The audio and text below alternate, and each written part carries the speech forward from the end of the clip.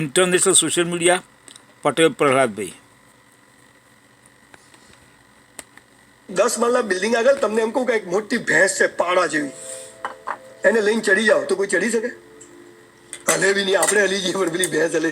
પણ એનું નાનું બચ્ચું હોય તરત જન્મેલું, તો એને લઈને કોઈ બી ચડી શકે કે નહીં? નાનું બચ્ચું હોય લઈ, અચ્છા એ બચ્ચાને લઈને તમે રોજ ચડો તો રોજ ચડી શકો? સાહેબ 2 વર્ષમાં એ ભેંસ થઈ જાય ને તોય તમે ચડી જાઓ. આ સાલી નાનપણથી મુસીબતો તકલીફો ઉપાડવાની આદત જ પડી નથી. પંપાલી પમે ઉલું ઉલું. એક બાળક જેવું પહેલી વાર જન્મે ને માના પેટમાંથી, જેવું જન્મે ને એટલે મોઢામાં દૂધની બાટલ, એટલે પેલું છોકરું છું થોડી વાર થઈને પાછું રડે, રડે છે એટલે પાછું હવા ઉછાળે, એટલે પેલું છોકરું બધું થોડી વાર થઈને પાછું રડે એટલે ઘોડી હલાવે, એટલે પેલા ભાઈ બી આખી જિંદગી હલતા જ હોય. મારી સાઈડ ઉપર એક મજૂરનું છોકરું રેતના ઢગલા ઉપર 2 કલાક રડે, એની માં ઈંટો ઉપાડતી હોય, એ છોકરું 2 કલાક રડીને એની જાતે ચૂપ થઈને હુઈ જાય. એને કદી એટેક આવે નહીં. આપણે રાત્રે હાજા હમ ગયા તો હવાર ઉઠ્યા જ નહીં. શું થયું? શ્વાસ લેવાનું ભૂલી ગયા. જય શ્રી કૃષ્ણ. આપણું હૃદય શું થયું? મન તો પેલી ના પાડી. શું ના પાડી? ઓકે, કઈ ગયું કઈ નહીં. નાની નાની વાતમાં મને તો દુખાવો પડી ગયો. સાલા ગોળી મારો પટાક દીધો. એટલા પંપાલી છોકરા બેટા શું થાય છે તને?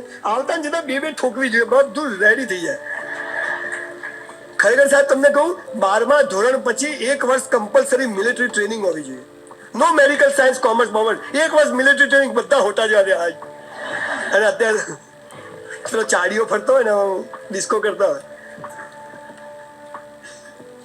ખબર જ નથી. આઈ ગયા કેમ આઈ ગયા રામ જાણે. હવે આવી ગયા તો કોક તો કરવું પડશે.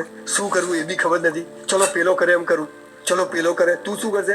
તમને ખબર છે, એક આટલો મોટો પથ્થર હોય ને, આટલો મોટો રફ પથ્થર હોય, તો મૂર્તિકાર હોય ને એમાં એને મૂર્તિ દેખાય, આપણને દેખાય કે આ પથ્થરો છે. મૂર્તિકાર શું કરે? વધારાનો ભાગ કાઢી નાખે. શું કરે?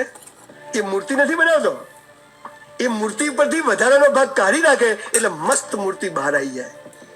આપણા જીવનમાંથી સમાજે, મા બાપે, સ્કૂલોએ ફાલતુ ચીજો કાઢી નાખવાની છે, એટલે આપણી અંદર બેસ્ટ માણસ બહાર આવે. આ તો ફાલતુ ચીજો ચોંટાડે પડે એટલે કદી મૂર્તિ બહાર આવતી. સાહેબ કોઈએ કોઈના જેવું બનવાનું નથી, પણ આપણે ગઈકાલ કરતા આજે આપણી બેસ્ટ બનાવવાની. આપણે કોઈની જોડે કમ્પેરિઝન જ નથી. ગઈકાલે સંજય રાવલ શું હતો, આજે સંજય રાવલ શું, આવતીકાલે શું હશે. પણ આપણે તો ના, પેલા જેવું કરો, પેલા જેવા બનો, એમાં ને એમાં પથારી બેન્ડ બજાવી દીધી. એક બાળક છે ને, આ બધો પ્રોબ્લેમ છે ને, નાનપણથી બધો સત્યાનાશ કરી નાખે. મૂળ મગજ નો સાલો. એમાં બધું આપણો વાંક નથી, સમાજનો વાંક છે. બધા લોકો બેઠા એટલે ઘરની જેમ ચર્ચા કરીએ. એક બાળક છે ને, પહેલી વાર સ્કૂલ જાય છે, તમને ખબર છે? વોટર બેગ ને બધું લઈને અપ ટુ ડેટ તૈયાર થઈ જાય, મસ્ત આંખમાં મેસ બેસ નાખીને પટ્ટો બટ બાય બાય બાય સ્કૂલમાં જાય. અને પછી હાજે ઘેર આવે ને, બીજા દિવસે તૈયાર કરો, નહીં જવું નહીં જવું. એ કેમ ના પાડે તમને ખબર છે? એટલે મમ્મી પાછી પકડીને ચલ જા, એટલે પાછું સ્કૂલમાં ફેંકે ગેટ ખોલીને. છોકરો મમ્મી મને નથી જવું, જા. પેલો ચોકીદાર કે તમે જતા રહો. એ કેમ ના પાડે છે તમને ખબર છે? આપણો સત્યાનાશ કરવાની શરૂઆત અહીંથી થાય છે. એક બાળક ઘરમાંથી પહેલી વાર બહાર નીકળે છે કે મને મા બાપ કરતા પણ હોશિયાર એક માણસ મળશે અને જે મને કંઈક શીખવાડશે. પણ ત્યાં પેલો 15,000 હાવ કાચો ડોબા જેવો શિક્ષક બેઠો છે. પ્રાઇમરી એજ્યુકેશનમાં 1.5 લાખ પગાર વાળો શિક્ષક હોવો જોઈએ સાહેબ. 10-15 હજાર વાળો નહીં. 50 બાળકો પીપી છીછી કરતા ઉભા હોય, બેન કે ઘેર જતો રહે, પેલો કે જાઓ ચલો. કોલેજમાં 1.5 લાખ પગાર, હાલ ત્યાં તો છોકરા જ નથી હોતા. સૌથી હોશિયાર શિક્ષકો, પીએચડી, ડોક્ટર, માનસિક ચિકિત્સકો, સૌથી જે બાળકને કેવી રીતે કપડાં પહેરવા, કેવી રીતે ઉભા રહેવું, કેવી રીતે બોલવું, કેવી રીતે શું કરવું, બધું શીખવાડે એવા હોશિયાર શિક્ષકો પ્રાઇમરી એજ્યુકેશનમાં હોવા જોઈએ. ત્યાં પેલો બીએડ પ્રી પીટીસી નો કાચો શિક્ષક બેન, એ શિક્ષકને મારો કોઈ વિરોધ નથી, એ શિક્ષકથી મારે કોઈ લેવા દેવા, એ સિસ્ટમનો ભાગ. પણ સિસ્ટમ બદલવાની કે પ્રાઇમરી એજ્યુકેશનમાં 1.5-2 લાખ પગાર વાળો શિક્ષક હોવો જોઈએ. આ તો કે 8મા સુધી નોટો ચડાવી દો ઉપર, ખાલી કોરી નોટો બધી 8મા 9મા ટ્રાફિક જામ. પેલો સાહેબ વાળો ખેંચે, ખાલી આ નોટો ક્યાંથી આવી બધી આવડતું. સરકાર પાછી ગૌરવ લે, અમારું શિક્ષણ સ્તર સુધરી ગયું છે, તંબુડામાંથી સુધરી ગયું છે. બધી કોરી નોટો છે, કશું જ આવડતું નથી. આ આપણો જે વિકાસની પથારી જેટલું મેં કીધું ને, નીચેથી મૂળ કાપવાની આ પહેલી શરૂઆત અહીંયાથી કરી કે તમને પાયામાંથી કશું શીખવાડે જ નહીં, ઠૂંઠા જેવા આજુબાજુ જોઈ, પણ તમને એ ખબર ના હોય કે મારે સ્કૂલ કેમ જવાનું છે, મારો સ્કૂલનો હેતુ શું છે, મારે કેમ સ્કૂલ ડ્રેસ પહેરવાનો છે, મારે શું કરવાનું, ખબર જ નહીં. પછી આ બાળક 1 થી 4 માં આવે છે, પહેલી વાર નવી સ્કૂલમાં. હવે પાછું એને એમ થાય કે હવે મને કંઈક નવું શીખવાડશે. પહેલા જ દિવસે આવી રીતે સ્કૂલના સભાખંડમાં બધા છોકરાઓને બેસાડે, ચલો પ્રાર્થના, આંખો બંધ.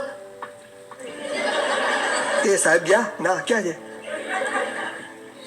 અલા ખુલ્લી રાખીને પ્રાર્થના ના થાય? અલા આંખો બંધ કરો ના દેખવાનું દેખાય. સાચું કહું છું. ખુલ્લી અરે પ્રાર્થના જેવી કરાવો કે આંખો ઓટોમેટિક બંધ થઈ જાય. પ્રાર્થના જેવી કરાવો, પ્રાર્થનાના શબ્દો એવા સમજાવો. પ્રાર્થના આ તો આંખો બંધ કરાવે, પછી એવી ખટારા જેવી પ્રાર્થના ગવડાવે. ઊંડા અંધારેથી પ્રભુ પરમ તેજે તું લઈ જા. ચાલુ કયું ઊંડું અંધારું? એક તો આ અંધારું, બીજું પેલું બધી ક્યાં નથી કર્યું. આખી જિંદગી ખોડિયારમાંના મંદિરમાં જવું, મને ભગવાન પર શ્રદ્ધા બેસે નહીં, કેમ કે મને ગભરામણ થાય. પણ મને એવી સરસ પ્રાર્થના ગવડાવી હોય કે એના શબ્દો સાંભળતા સાંભળતા મારી આંખ ધીરે ધીરે આમ આંખો બંધ થઈ જાય. પ્રાર્થના એટલે શું? ભીતર જો, અંદર જો, તારી અંદર જો. That is called prayer. પ્રા કરાવે કોણ? અને એટલે જઈએ મંદિરમાં પણ ધ્યાન બાજુ માતાજીમાં હોય, ત્યાં ના હોય. અથવા તો કે જૂતાને ધ્યાન રાખજો. પથારી ફેરવી નાખી. આ બાળક થોડું મોટું થાય છે, 5 થી 7 માં, એટલે એને એમ થાય કે હજુ ચલાવ કંઈક નવું શીખવા મળશે. હોંશે હોંશે પાછું સ્કૂલમાં જાય. પહેલા જ દિવસે ચાલુ કરે એનો સત્યાનાશ કરવાનો. સુખનું વિરોધી શું? અમીરનું વિરોધી શું? દિવસનું વિરોધી શું? સફળતાનું વિરોધી શું? અમીરીનું વિરોધી શું? સૂરજ કઈ બાજુ ઉગે, કઈ બાજુ આથમે? જે સત્યાનાશ કરે. અલા સૂર્ય કદી ઉગે જ નહીં ને આથમે નહીં. આ પૃથ્વી ફરે છે, આ ડામચીઓ ફરે. પૃથ્વી તો ત્યાં જ છે. જે ફરતું હોય ને એ સ્થિર બતાવે, અને જે સ્થિર હોય ફરતું બતાવે, એનું નામ એજ્યુકેશન. તમે જુઓ, તમે સ્કૂલમાં પહેલી વાર પછી કે 20